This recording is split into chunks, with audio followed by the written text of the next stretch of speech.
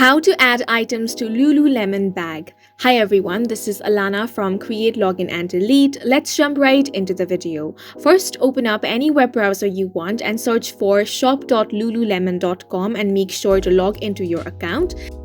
Now you can explore the different categories. I have selected shoes. Once you click on the category you want, you're going to find different results. You can apply the filters which are on your left hand side so that it's going to give you the results you want. Now you can select the size and colors from here. Once you have found the item that you want to purchase, you can simply click on that item. Once you do that, you get to pick the color and sizes from here as well. Once everything is done, you want to click on the Add to Bag option. Now you can either click on View Bag and Checkout option or continue shopping. You can also check out your bag by clicking on the bag icon that you can find right here. From here, you can check out all the items in your bag. You can proceed to check out from this page and then place your order.